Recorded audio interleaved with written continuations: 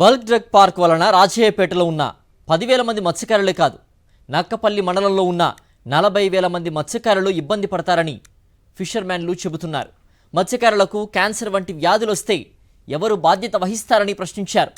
15 నుంచి 20 లక్షలు ఖర్చు చేయగలిగే స్తోమత మత్స్యకారులకు ఉందా అని మండిపడ్డారు. భూములు ఇచ్చినప్పుడు బల్క్ డ్రగ్ పార్క్ వస్తుందని చెప్పలేదన్నారు. ప్రజాభిప్రాయం బల్క్ డ్రగ్ పార్కు వ్యతిరేకంగా వచ్చిన నిర్మాణం ఆపలేదన్నారు.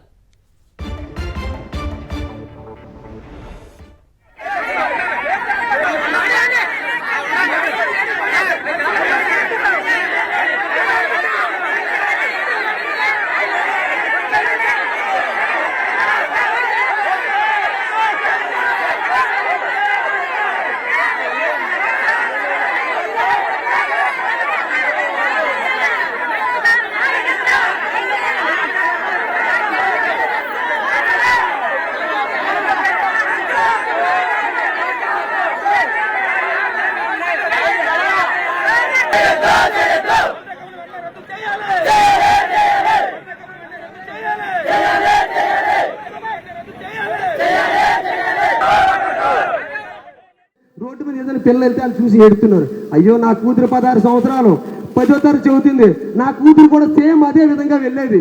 అందుకని అనేసి ఫోటో పెట్టుకొని రాత్రి పగలు ఏడుస్తూ కూర్చున్నాను.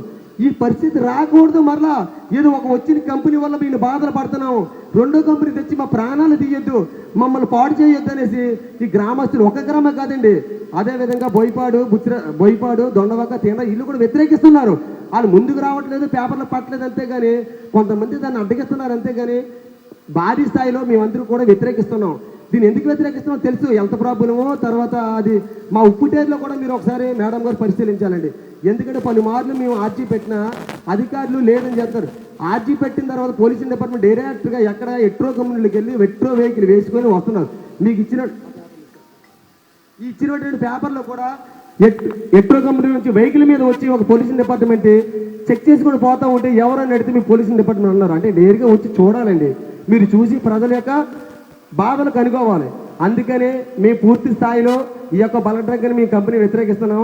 సోదరులు చాలా మంది మాట్లాడవలసిన ఉన్నారు కాబట్టి ఈ అవకాశం ఇచ్చినటువంటి మీ అందరికీ కూడా నమస్కారాలు తెలియజేసుకుంటూ తీసుకుంటున్నాను.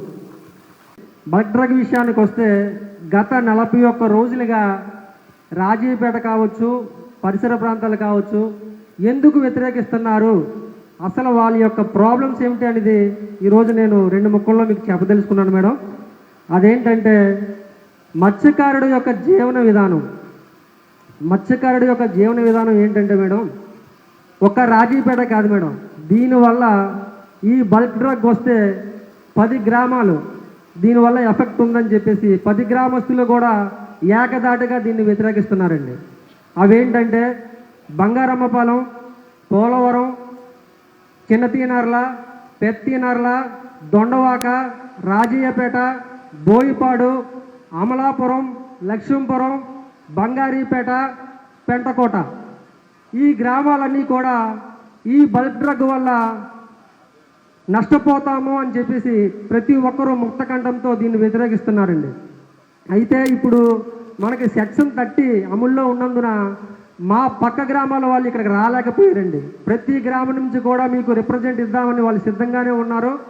అయితే ఇప్పుడు మన పోలీస్ డిపార్ట్మెంట్ వారు సెక్షన్ 30 అమల్లో ఉన్నందుకు కారణంగా ఏ ఒక్క గ్రామం కూడా ఇక్కడికి అటెండ్ కాలేకపోయిందండి. లేకపోతే జనం ఈ జనం కాదండి, ఇంకా దీనికి రెట్టింపు జనం ఇక్కడికి వచ్చి ఉండేవారండి.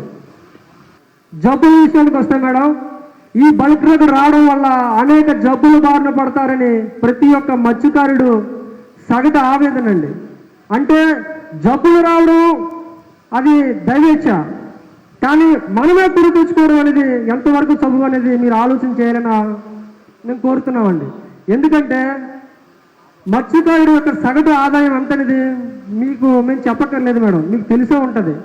బిలో పావర్టీ లైన్లో బ్రతికే మత్స్యకారుడు జబ్బు వస్తే 10 లక్షలు 15 లక్షల సంఖ్యలో డబ్బులు ఎక్కడి నుంచి తెచ్చి ఖర్చు పెడతాడు. ఒక మత్స్యకారుల కుటుంబంలో క్యాన్సర్ వస్తే ఊరు మొత్తం డొనేషన్ చేసుకునే, ఇప్పుడే మీతో మాట్లాడిన బైరాగరాజ్ అనే వ్యక్తికి డొనేషన్ వేసి బ్రతికించుకున్నాం మేడం. ఒక ఇంటికి వస్తే డొనేషన్ వేసి బ్రతికించుకోవచ్చు, ప్రతి ఇంటికి అదే సమస్య వస్తే డొనేషన్లు ఎక్కడి నుంచి వస్తాయి? అది మీరు కొంచెం మా మీద చూడాలి మేడం. ఒక మత్స్యకారుడికి 10 సంవత్సరాలు పోగేస్తే ₹1,00,000 పోగేస్తాడండి. అంతకు మించి పోగేయలేడు. వాడికి తినడానికి, వాడి పిల్లల చదువులు, వాడి పిల్లల బాగోగులు ఇవన్నీ పోను 10 సంవత్సరాలకి ₹1,00,000 పోగేస్తాడండి. ఒక్కసారి చెప్పొస్తే 10 లక్షల నుంచి 15 లక్షలు, 15 లక్షల నుంచి 20 లక్షలు కూడా అయిపోతున్నాయండి. అంటే మా గ్రామంలో ఇది వరకు చెప్పినట్టు 56 మంది 60 మంది చనిపోయారని చెప్తున్నారు మేడం. అయితే వాళ్ళ 50% బ్రతికే అవకాశం ఉందండి. థ్యాంక్ యూ అండి, సౌండ్ తగ్గించినందుకు. 50% బ్రతికే అవకాశం ఉందండి. అయితే ఎందుకు చనిపోయారు? స్తోమత లేక చనిపోయారండి. 50% లేదా 70% పీపుల్స్ స్తోమత లేక చనిపోయారు మేడం. ఇది చాలా దుభిక్షాకరంగా ఉంటుంది. రాజీపేటలో చాలా విషయాలు జరుగుతున్నప్పుడు మా బోటు వాళ్ళు ఎప్పుడు కలెక్ట్ చేసుకోవండి, రాజకీయాలకు కానీ ఇంకోటి కానీ. అయితే మమ్మల్ని కని పెంచి సముద్రం ద్వారాగా మమ్మల్ని ఇంత అన్ని ఉత్తమమైన స్థానంలో ఉంచిన వారికి ఇంత అన్యాయం జరుగుతుంటే మా బోటు వాళ్ళని కూడా మాట్లాడకపోతే ఎలా అని చెప్పేసి ఈరోజు వచ్చి మాట్లాడడం జరుగుతుందండి. ఇదొక విషయాన్ని మీరు ఖచ్చితంగా గుర్తు చేసుకోవాలి. పార్క్ గురించి ఎలాంటి క్లారిటీ లేదు. చాలామంది హెల్త్ ఇష్యూస్ వస్తున్నాయి ఈ హెడ్లో ఇక్కడ రావడం వలన అని కూడా మాట్లాడారు. సో డిపార్ట్మెంట్ ఉంది, కానీ నాకు తెలిసి ఈ డిపార్ట్మెంట్ వాళ్ళు ఎప్పుడు మీ అందరినీ కూర్చోబెట్టుకొని ఆ డిపార్ట్మెంట్ ఏం చేస్తుంది అని చెప్పినట్టు లేదని అనుకుంటున్నా. సో మనం ఆ శాఖ అధికారికి ఒక అవకాశం ఇస్తాం. వాళ్ళ డిపార్ట్మెంట్ సంబంధించినది మీకు చెప్తారు. దాంట్లో మీకు కొన్ని నచ్చవి కూడా ఉంటాయి. సో ఇమ్మీడియట్గా రియాక్ట్ అవ్వకూడదు. మనం వాళ్ళు చెప్పినది కూడా వినాలి. విన్న తర్వాత ఎనివే నేను ఇక్కడే కూర్చున్నాను కదా. సో నేను తర్వాత ఫైనల్గా నేను మీరు చెప్పినది అన్నీ నా నోట్బుక్లో నోట్ చేశాను కదా. సో నేను ప్రతి దానికి మీకు జవాబు ఇస్తాను, ఆన్సర్ ఇస్తాను. కొంతమంది ఆవేశపడ్డారు, కొంతమంది చాలా నిదానంగా చెప్పగలిగారు. మీ ఆవేశంని నేను నా మీద ఉన్న ద్వేషం అని అనుకోవట్లా. ప్లీజ్ అర్థం చేసుకోండి. మీకు ఉన్న యాంగర్, ఫ్రస్ట్రేషన్ని మీరు అలా చెప్పుకుంటున్నారని నేను అర్థం చేసుకుంటున్నాను.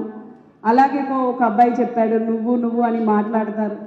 నేను ఏమి బాంబేలోనో బెంగళూరులోనో పుట్టి రాలేదు. మధురై ఇలాగే ఒక పల్లెటూరే. సో నాకు కూడా పెద్దవాళ్ళు మాట్లాడినప్పుడు ఆవేశం వచ్చినప్పుడు ఎలా మాట్లాడతారు అలా మాట్లాడితే మేము తగ్గుతాం. ఇంట్లో ఎలా ఉంటానో ఆఫీస్లో కూడా అలాగే ఉంటాను. ఈ కలెక్టర్ అని పైన ఏం పెట్టుకొని తిరిగే మనిషి కాదు నేను. సో మీరు పెట్టిన ప్రతిదీ నోట్ చేసుకున్నాను. ఫైనల్గా నేను చెప్తాను. నేను చెప్పకముందు మీకు ఒక 10-20 నిమిషాలు ప్రతి శాఖ అధికారి ఎక్స్ప్లెయిన్ చేయండి, వినండి. అది వినడం వల్ల మీకు కొన్ని అర్థమవుతుంది. ఎందుకంటే చాలా ప్రచారం జరుగుతున్నప్పుడు ఇప్పుడు వాట్సాప్ ఉంటాయి, ఇన్స్టాగ్రామ్ ఉంటాయి, ఫేస్బుక్ ఉంటాయి. చాలామంది చూసి ఉండరు, అనేది చదివిన పిల్లలకి తెలుస్తుంది. నిజం ఏది అబద్ధం ఏది అనేది మనం సెపరేట్ చేయలేకపోతున్నాం.